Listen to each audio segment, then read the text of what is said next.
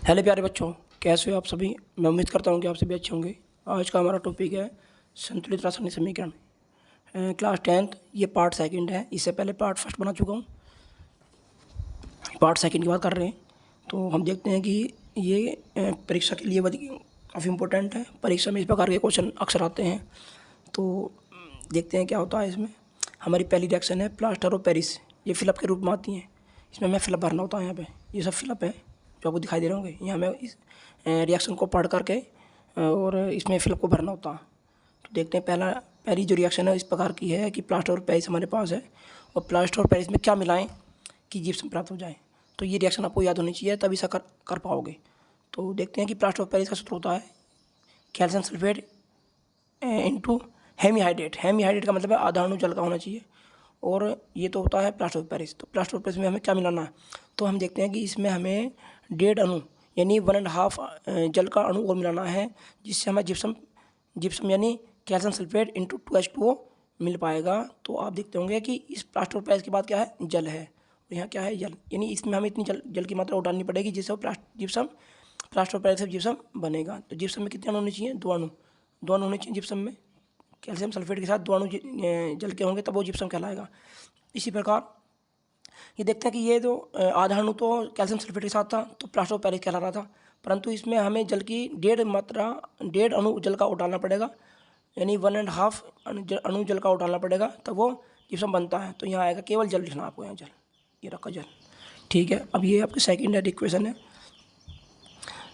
Hydrogen जब chlorine से क्रिया करता है तो क्या बनाता है, यहाँ फिलअप बनना है।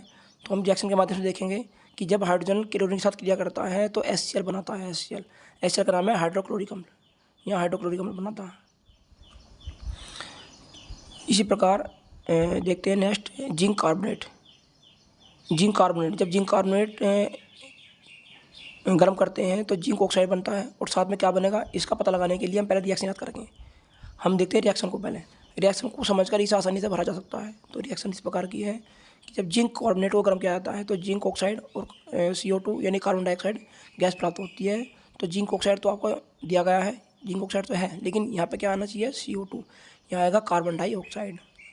इसी प्रकार हमारी नेक्स्ट रिएक्शन है मैग्नीशियम। मैग्नीशियम में क्या मिलाएं कि मैग्नीशियम क्लोराइड और हाइड्रोजन प्राप्त हो जाए। तो मैग्नीशियम से मैग्नीशियम क्लोराइड और हाइड्रोजन प्राप्त करने के लिए आप रिएक्शन के माध्यम देख रहे होगे। तो इसमें पहले Mg है, और Mg में क्या मिलाया गया, HCl मिलाया गया। HCl का मतलब है हाइड्रोक्लोरिक अम्ल।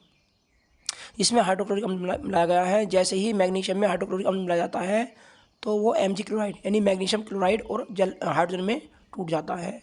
तो यहाँ पे आएगा खाली स्थान में HCl यानी हाइड्रोक्लोरिक अम्ल।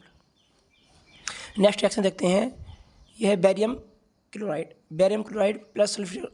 जब बैरियम क्लोराइड सल्फ्यूर से क्रिया करता है तो क्या बनाता है, हमें पता नहीं है क्या बनाता है, ये फिलअप के रूप में दे रखा है, और साथ में बनाता है हाइड्रोक्लोरिक अम्ल। तो हाइड्रोक्लोरिक अम्ल के साथ बनने वाला उत्पाद कौन सा होगा, इस रिएक्शन के माध्यम से समझते हैं कि हाइड्रोक्लोरिक अम्ल के साथ बनने वाला उत्पाद होगा बैरियम सल्फेट। जैसे ही बैरियम क्लोराइड की रिएक्शन सल्फ्यूरिक अम्ल से कराते हैं तो प्राप्त होता है बैरियम सल्फेट और HCl। तो HCl तो आपको दे रखा है, यानी हाइड्रोक्लोरिक अम्ल का नाम तो दे रखा है, लेकिन उसके साथ कौन सा बन रहा है, बैरियम सल्फेट। तो यहाँ पाएगा बैरियम सल्फेट।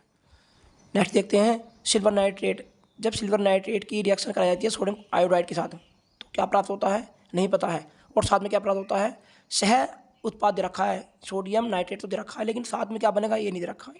इसका पता लगाने के लिए हम रिएक्शन को देखते हैं ध्यान से।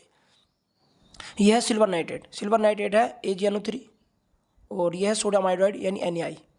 तो जैसे ही सिल्वर नाइट्रेट की रिएक्शन सोडियम आयोडाइड से की जाती है तो इसका नेगेटिव इसके पॉजिटिव के साथ और इसका पॉजिटिव इसके नेगेटिव के साथ जुड़ करके बनाता है NaNO3 यानी सोडियम नाइट्रेट, और साथ में बनाता है सिल्वर आयोडाइड। तो सिल्वर आयोडाइड तो आपको दे रखा है यहाँ पे सह उत्पाद के रूप में, परंतु उससे क्या बनता है, उत्पाद कौन सा होगा, उसके साथ बनने वाला उत्पाद होगा NaNO3 यानी सोडियम नाइट्रेट। तो यहाँ पाया जाएगा सोडियम नाइट्रेट। नेक्स्ट रिएक्शन देखते हैं, ग्लूकोज में ऑक्सीजन मिलाई गई है। ग्लूकोज में ऑक्सीजन मिलाएं तो क्या प्राप्त होगा नहीं पता, लेकिन जल साथ में दे रखा है, उत्पाद के रूप में जल दे रखा है, लेकिन एक उत्पाद नहीं पता है कि सह उत्पाद कौन सा होगा। तो देखते हैं रिएक्शन के माध्यम से। रिएक्शन कह रही ग्लूकोज है ये C6H12O6, ये ग्लूकोज का फॉर्मूला होता है। तो ग्लूकोज में ऑक्सीजन मिला दी गई है O2, और जैसे ही ग्लूकोज में ऑक्सीजन मिलाई जाएगी तो आपको 2 उत्पाद दिखाई देंगे। एक तो जल जो कि दे रखा है, लेकिन जल के साथ कौन सा बना हुआ है, CO2। तो यहाँ पर आ जाएगा CO2 यानी कार्बन डाइऑक्साइड लिखा जाएगा यहाँ पे। नेक्स्ट रिएक्शन देखते हैं, ये मैथेन है। मैथेन में ऑक्सीजन मिलाने पर से क्या प्राप्त होता है? मैथेन में ऑक्सीजन मिलाने से एक उत्पाद तो बन रहा है जल, लेकिन जल के साथ कौन सा उत्पाद बनेगा इसका पता लगाने के लिए हम रिएक्शन पर देखते हैं। रिएक्शन देख रही होगी आपको, मीथेन CH4 ऑक्सीजन O2। जैसे ही मैथेन के अंदर ऑक्सीजन मिलाई जाएगी तो आपको CO2 और जल दिखाई देगा। तो जल तो उत्पाद के रूप में दे रखा है, लेकिन CO2 नहीं है, तो यहाँ लिखा जाएगा CO2, क्योंकि जल के साथ CO2 बना हुआ, तो यहाँ लिखा जाएगा कार्बन डाइऑक्साइड। लास्ट रिएक्शन है, कार्बन की हाइड्रोजन से क्या करने पर क्या होता है? जब कार्बन की हाइड्रोजन से क्या करेंगे तो एक उत्पाद बनता है, उस उत्पाद का नाम है CH4। तो यहाँ लिखा जाएगा CH4 का नाम होता है मैथेन, जो कि गैस होती है, या मैथेन लिखा जाएगा CH4। जैसे ही कार्बन की हाइड्रोजन से रिएक्शन करेंगे, कार्बन की हाइड्रोजन से रिएक्शन करेंगे तो दोनों मिलकर के बनाएंगे CH4, जो कि एक गैस है। Thank you.